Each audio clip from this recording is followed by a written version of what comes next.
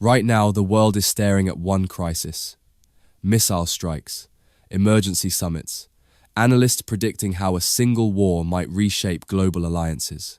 News networks are looping the same maps, the same warnings, and the same feverish speculation about what comes next. For many, it feels as if the entire international system has paused to watch a single conflict unfold. But history rarely changes under the brightest spotlight. In reality, the most profound shifts often begin somewhere quieter, somewhere where almost nobody is paying attention. While the collective gaze was absorbed by the fire in the Middle East, a different meeting was taking place thousands of kilometers away in West Africa. There were no dramatic speeches for the cameras and no global media frenzy, just military leaders gathering in the humidity of Sierra Leone to discuss a plan that has been debated for years, but rarely pushed forward with such decisive intent. If this resonates with your sense of justice, do not leave. Like this video, comment your thoughts, and subscribe not for us, but to keep the flame of dignity burning. By the end of those discussions in Freetown, a decision had been made.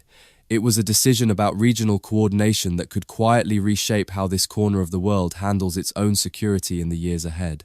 To the outside observer, it might have looked like a technical summit of officers reviewing reports and reviewing regional developments.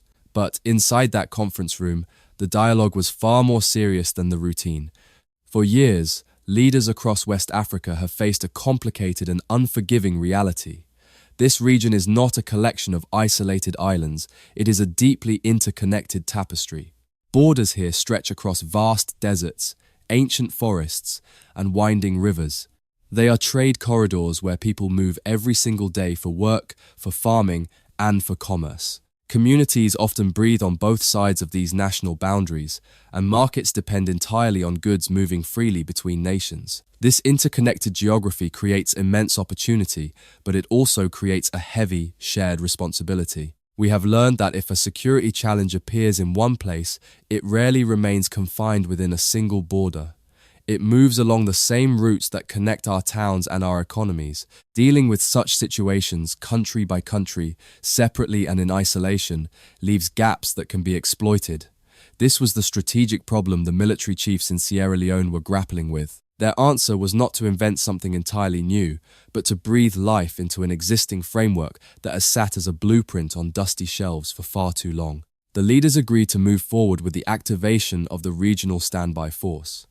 This structure is designed to allow West African nations to coordinate their deployments when collective action becomes a practical necessity. The first phase of this plan focuses on preparing roughly 2,000 troops who could operate under a shared regional command structure. It is a system where each participating nation contributes personnel and support while maintaining its own national military integrity. In practical terms, this standby force functions as a shared shield. Instead of governments responding individually to challenges that cross their borders, the framework allows them to plan, move, and operate together. For the policymakers involved, this step was about strengthening the regional organization from within.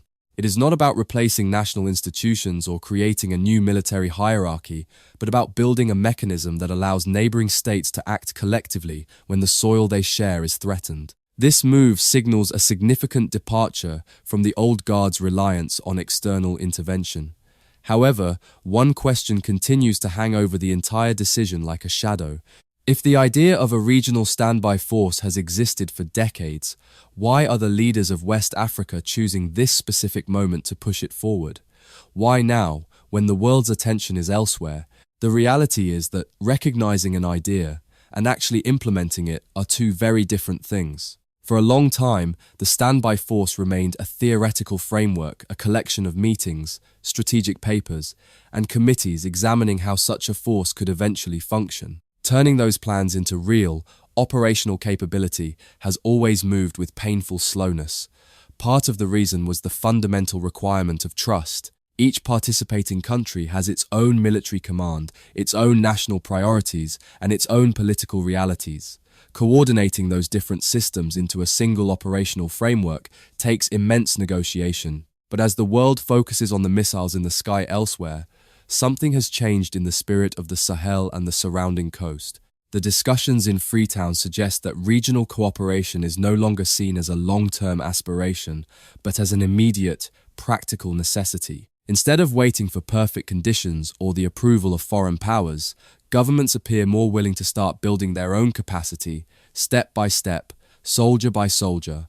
The planned mobilization of those 2,000 troops represents the very beginning of this process.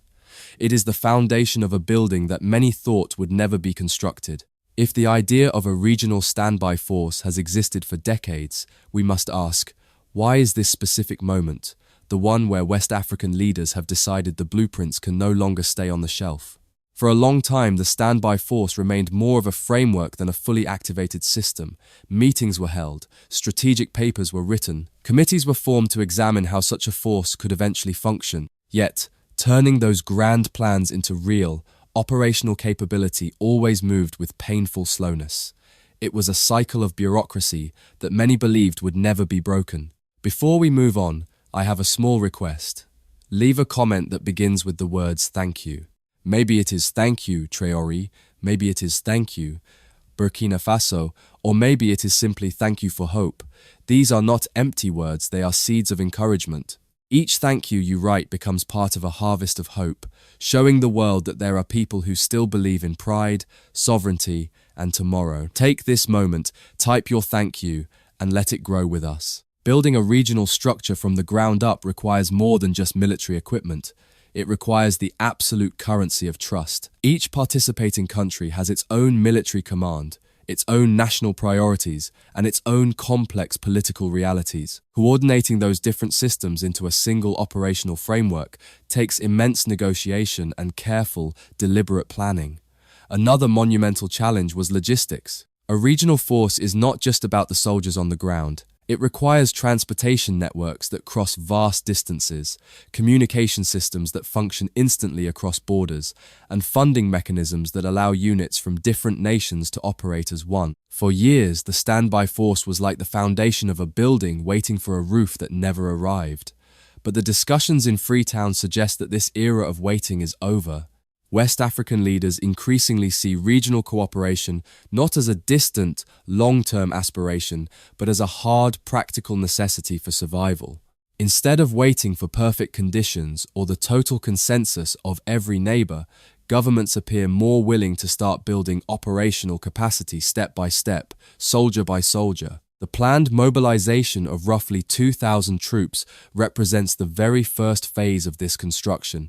It is not designed to be a massive, overnight deployment that shocks the world. Rather, it serves as a structured starting point, a way to test the command structures, the operational planning, and the joints of the regional command. Think of it as the early stage of a larger regional mechanism that could expand over time. But we must address the shift in the global environment that made these leaders feel this step could no longer wait. One major reason this decision carries such weight now has less to do with the soil of West Africa and more to do with the spotlight elsewhere. Right now, global attention is entirely fixed on the escalating Iran war. Superpowers are calculating military risks, economists are watching the oil markets with fear, and diplomats are trying to predict how the conflict might reshape alliances across several continents. When crises of that scale unfold, a predictable pattern emerges in international politics. Attention concentrates, resources shift. Strategic focus moves toward the area where the immediate, brightest fire is burning. For countries outside that spotlight, the message is chillingly clear. The world's attention is temporary. It moves like a shadow from one conflict to another. One year, a region is the center of global diplomacy and media coverage. The next year, the focus shifts somewhere entirely different, leaving the previous partners to navigate their own storms. For the policymakers of our continent, this reality is not new. We have experienced moments when international powers were deeply involved, followed by long periods when global priorities moved elsewhere. Development programs change direction. Security partnerships evolve or disappear. Foreign policy interests fluctuate depending on wider geopolitical tensions that have nothing to do with the prosperity of African families. Because of this history, a simple, powerful conclusion has reached the halls of power. If a region wants long-term stability, it cannot depend entirely on external attention. It must build its own mechanisms.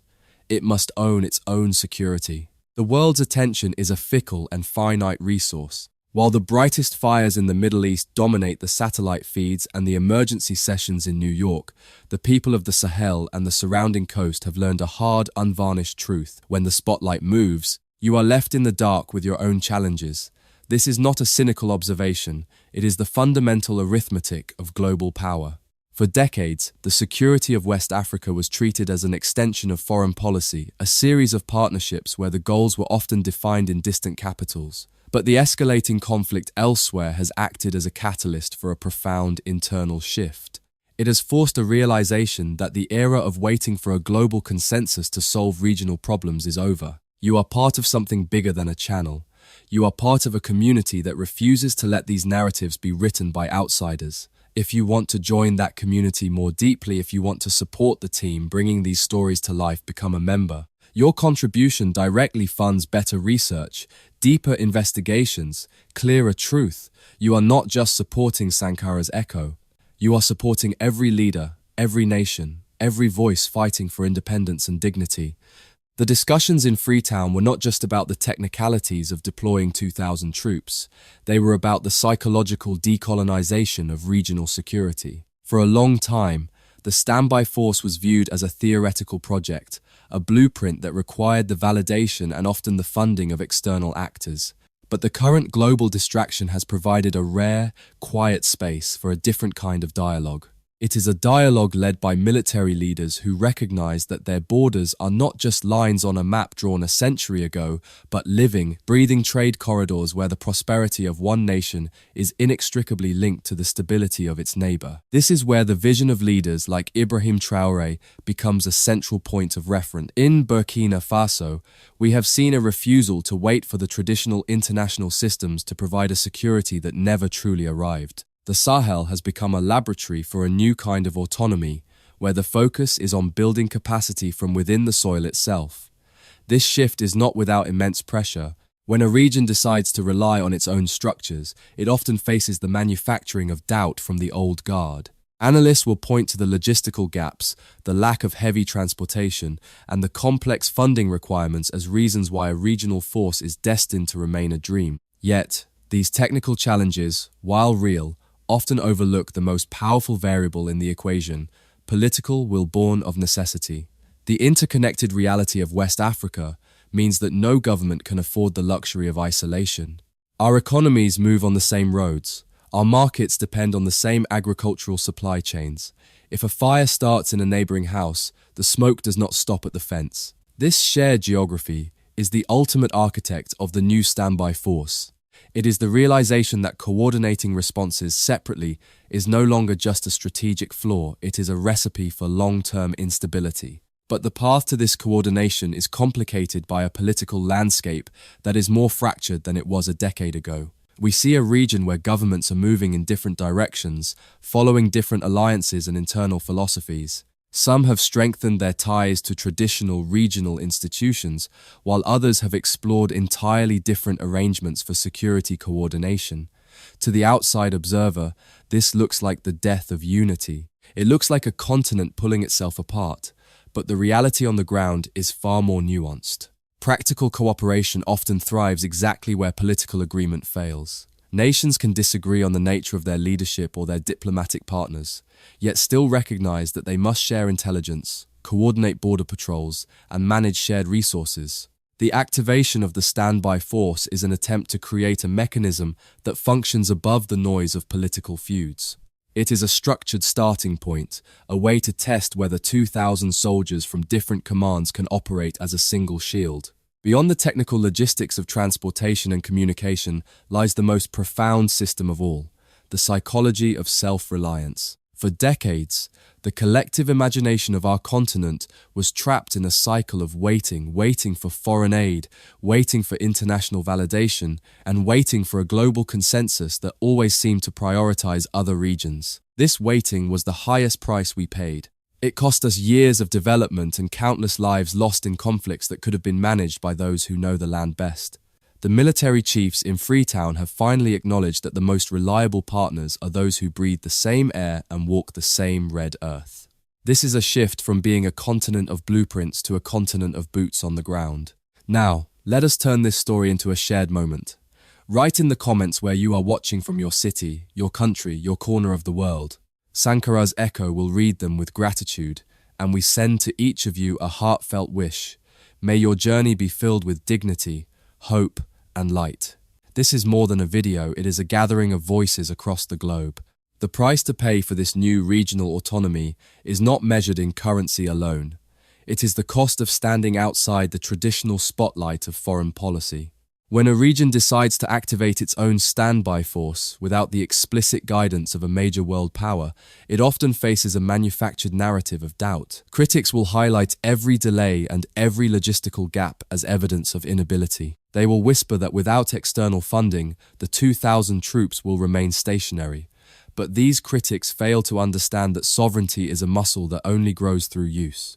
The difficulty of coordinating different commands and the struggle to secure internal funding are not signs of failure, they are the very exercises that build a resilient and independent region. We must also confront the interconnected reality of our markets and our people. While the political landscape may seem fractured, the geography remains a single, unyielding truth. The merchant in a Lagos market depends on the security of the trade routes that stretch into the Sahel. The farmer on the border depends on a stability that does not end at a line drawn a century ago. This pragmatism is what is driving the activation of the standby force. It is the realization that we are all passengers on the same ship, and if one part of the hull is breached, no amount of political disagreement will keep the rest of us dry. The 2,000 troops are the first attempt to fix the hull from within, using our own materials and our own hands. As we look back at the decades of wasted time and the hundreds of pages of theoretical security frameworks, there is a natural sense of indignation. We feel the sting of regret for the years we spent as a warehouse for foreign interests, waiting for a security that was always conditional. But that regret must now be the fuel for a new kind of hope. The mobilization in the shadows of the Iran war is not a quiet surrender, it is a calculated awakening. It is the seed of a future where West Africa provides its own stability, not as a favor to others, but as a commitment to itself. Before we close, let us pause.